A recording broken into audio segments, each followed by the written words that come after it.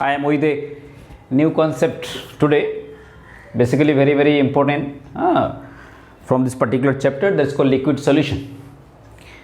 I am going to discuss here the difference between ideal solution and non-ideal solution. Ideal solution and non-ideal solution. Ideal solution and non-ideal solution. What is called ideal solution, what is called non-ideal solution. Basic criteria for a solution to be ideal. Solution to be ideal, there are three basic conditions. One is delta H solution should be equal to 0. I will explain what is called delta H solution.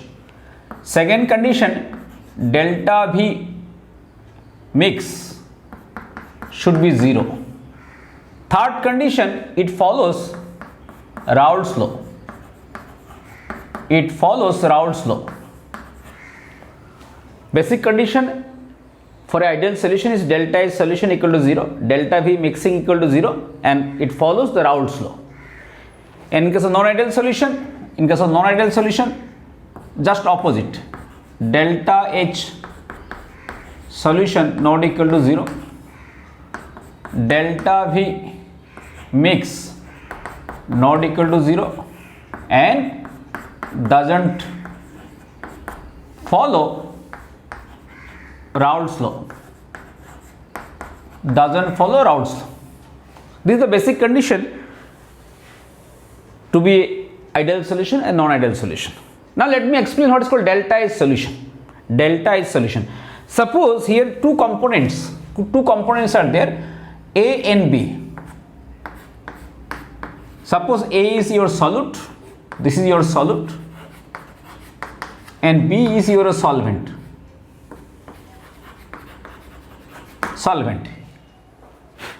A is solute, B is solvent. A and B will not react with each other. Basic condition for a solution. They will not react with each other. There will be no chemical reaction. Now A and B. This molecule and this molecule, we are mixing together to make a solution. Now what it can happen? A molecules will have force of attraction within A molecules, that is called molecular force of attraction. Similarly, B molecules will have force of attraction with the same molecules, attraction between the A molecules or attraction between the BB molecules. Molecular attraction. It can be due to dipole-dipole interaction, it can be due to ion-dipole interaction, it can be due to London force, even it can be hydrogen bond. Force of attraction between AA, force of attraction between BB. Now when we are mixing them together, a new force of attraction will develop between A and B. A new force of attraction will develop between A and B. A new force of attraction will develop between A and B. Depending upon that, that force of attraction between AA, force of attraction between BB, and here new force of attraction develops between A and B. Based upon that, if both of them are same, in that case we will call them ideal solution. For ideal solution, the force of attraction between AA plus force of attraction between BB will have the same as the new force of attraction developed between A and B. A is the solute, B is the solvent. In that case, we will call this ideal solution. Am I right? It's called ideal solution. We can define it in other way also. When A and B will mixed, then what will happen? A and B will form a new attraction or new bond. And before formation of the new bond between A and B, the bond or the attraction between A and A need to be broken. A and A, this attraction need to be broken. And to break this attraction, amount of energy will be required. Let us consider delta H1. AA attraction need to be broken. Similarly, BB attraction need to be broken. Let us consider this delta H2. the attraction between the A and attraction between the B and B need to be broken. Suppose this is considered delta S1, delta S2. Both of them are positive because endothermic process, energy need to be supplied. Energy need to be supplied. First, the attraction between the A and A must be broken. To break any kinds of attraction, energy need to be supplied. Here I consider the energy need to be supplied is delta H1. Similarly, attraction between the B and B need to be broken. Here also energy need to be supplied. I have considered that to be delta S2. After the breaking of attraction between AA and BB, a new attraction will develop between A and B. A new attraction will develop between A and B. When a new bond formation takes place or attraction develops, in that case, amount of energy released. Please keep in mind, to break any kinds of attraction, energy need to be supplied, and when any kind of attraction is developed or bond formation take place, energy is released. Therefore, first they will break their own attraction, A and A attraction will break, amount of energy will be required, that is delta H1. Similarly, BB attraction will break, and amount of energy required is delta S2. Now, attraction between A and B will develop, and due to that, some amount of energy will get released. What will happen? A and B, they will form a new attraction. In that process, some amount of energy will get released. Some amount of energy will get released. A and B, new attraction will develop. Amount of energy will be released. That net energy change is called enthalpy of solution. Net energy change is called enthalpy of solution. Net energy change is called enthalpy of solution. Net energy change is called enthalpy of solution. Could you follow my point? When two components A and B will dissolve together, first A and A interaction need to be broken and BB interaction need to be broken. After breaking, they will form a new attraction between A and B, solute versus solvent. When any interaction breaks, energy need to be supplied. I have considered energy need to be broken between the solute-solute interaction, that is delta H1, and energy need to be supplied to break solvent-solvent attraction delta H2. Once this attraction is broken, then solute-solvent new attraction develops. Any new attraction develops means energy is released, that I have considered to be delta H3. The net energy change is called enthalpy of solution. Net energy change is called enthalpy of solution. This enthalpy of solution, these two values are energy required to break the attraction between the solute-solute, solvent-solvent, and this is the amount of energy released when solute-solvent attraction is developed. This total amount and energy change can be 0. If it is 0, then I will call this ideal solution. Ideal solution. Or this case 1, case 1 delta S solution can be 0, then ideal solution. Case 1. Case 2, delta S solution may not be equal to 0. In that case, I will call this non-ideal solution. Non-ideal solution. Clear? Amount of energy required to break solute-solute and solvent-solvent interactions, if exactly equal to the amount of energy released when solute-solvent interaction is developed. In that case, total enthalpy change is equal to 0. That is the condition for the ideal solution. But if they are not equal to 0, in that case they are non-ideal solution. Clear? Clear? Basically, it depends upon the force of attraction between solute-solute and solvent-solvent, at the same time solute-solvent. Okay? Now, if I consider first case, ideal solution. Ideal solution. Normally, ideal solution formation takes place between two non-polar molecules. Ideal solution formation takes place between two non-polar components. Non-polar components. You can say non-polar components benzene, CCl4, benzene, your hexane, or pentane and hexane, that kind of between two non-polar components it gives ideal solution. Between two non-polar components it gives ideal solution. You know, between non-polar components there is a London force. Molecules having showing the London force or comparable like polarity can give you your ideal solution. Now case 2, non-ideal solution.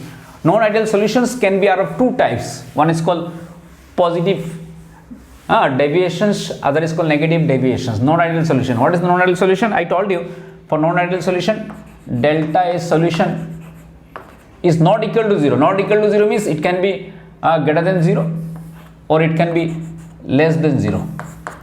Not equal to 0 means there is two condition, greater than 0, less than 0. If it is greater than 0, this is called your positive deviation. If it is less than 0, it is called your negative deviation.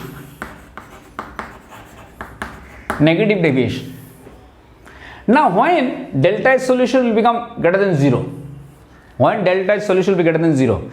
in that case amount of energy required to break the solute-solute and solvent-solvent interaction is higher than the amount of energy released when solute-solvent interaction is developed. In that case delta S solution become positive. That means what I want to say, that amount of energy released while solute-solvent interaction is developed is lower than total amount of energy required to break the solute-solute and solvent-solvent interactions.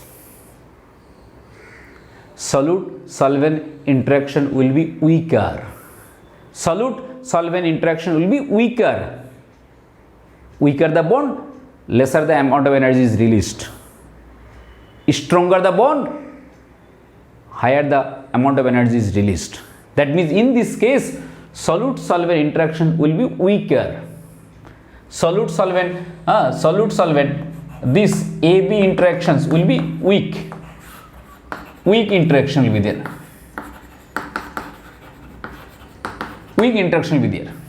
Solute-solvent interaction will be very low. Solute-solute and solvent-solvent interaction will be high. That means here, as the solute-solvent interaction is very, very low, they will not come much closer.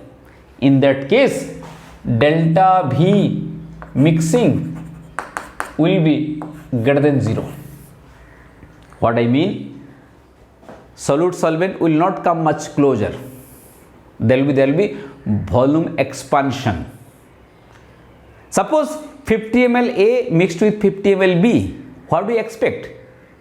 We expect to be 100 ml, but in this case the volume will not be 100, it will be more than that. We expect 100, but in this case because the attraction between A and B is very, very weak, they will not come closer. Therefore there will be expansion of volume. We expect 100, but it will be more than 100. That's why that difference is called delta V mixing is greater than 0. We are adding 50-50, we are expecting 100, but in this case maybe you are getting 102. Therefore delta V mixing here will be 2. 102 minus 100, that is 2. If delta S is positive, delta V is also positive. Please keep in mind, delta H is positive, delta V is also positive. Done? Delta V is also positive. That is the condition of the positive deviation. As delta V is also positive, attraction between the A and B is weak. Therefore total vapor pressure will be very high, and for positive deviations, if you consider the vapor pressure graph, vapor pressure versus mole fraction graph, this point implies for ideal solution, and in this case the total vapor pressure is higher than the ideal solution case. That is called your positive deviation. Total vapor pressure is higher than the expected ideal solution because attraction between A and B is very low. Therefore easily vaporization can take place. Therefore, total vapor pressure due to A and B in this particular solution will be higher than that it is expected for the ideal solution. This graph, if you understand, if you try to understand that, here I have taken the mole fraction. At this particular point, mole fraction of A is 1. Gradually, mole fraction of A is decreasing. Here, mole fraction of A is becoming 0. As the mole fraction of A is here 1, therefore vapor pressure is only due to A. This is the vapor pressure for the A. This is the vapor pressure due to A, and this is the vapor pressure due to B. At this point, the vapor pressure of A is the maximum, and this particular point is called P naught A. Gradually, mole fraction of A is decreasing, vapor pressure also decreasing. Here, mole fraction of A is 0, vapor pressure of A is also 0. Here, mole fraction of B is 0, their vapor pressure due to B is 0. Here, mole fraction of A is maximum, then this particular point is called vapor pressure due to pure A.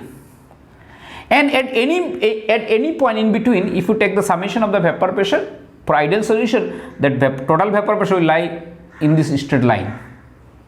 But here in this positive deviation, the total vapor pressure will be higher than that of expected for the ideal solution.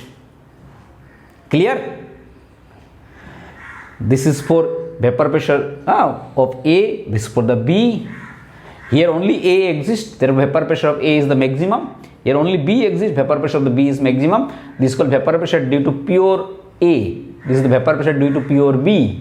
But in between, if you take the vapor pressure at any point, suppose this particular point you are considering vapor pressure. Here you are considering the vapor pressure, this particular point.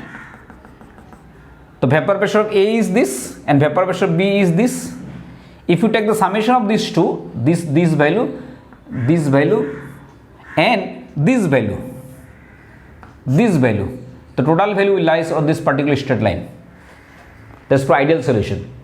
But in case of non-ideal solutions having lower force of attraction between A and B, total vapor pressure will be higher than the expected ideal solution condition. That is called positive deviation.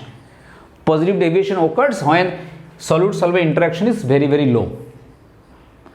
If solute-solvent interaction is very, very low, there will be volume expansion. Delta V mixing will be greater than 0. Could you follow my point? Total vapor pressure is very high.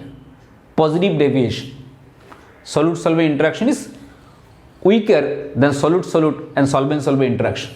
I can give some examples of solution showing the positive deviation. If you talk about the water and methanol, water, ethanol, and chloroform and CCl4.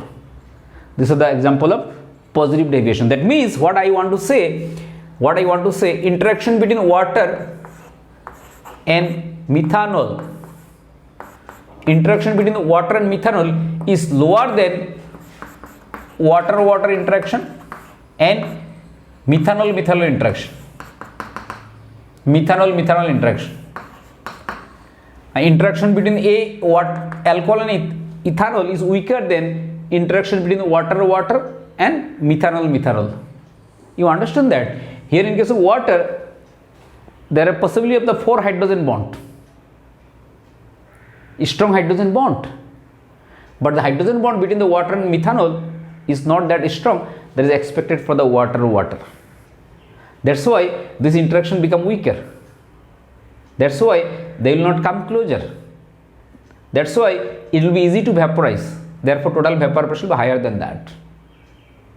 Similar in case of negative deviation. Negative deviation, if you consider the example, suppose water and negative deviation. In case of negative deviation, what will happen? The case is just opposite. Negative deviation, this will be less than 0. And this also will be less than 0.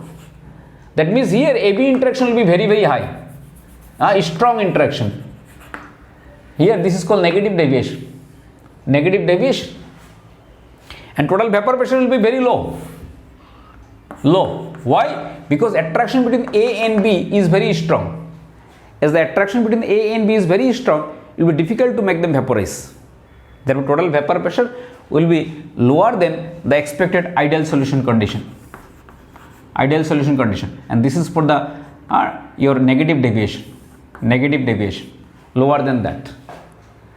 That means negative deviation implies attraction between the solute and solvent is very high. Therefore total vapor pressure will be very low. It will be, graph will be that lower than the ideal conditions. Negative deviations,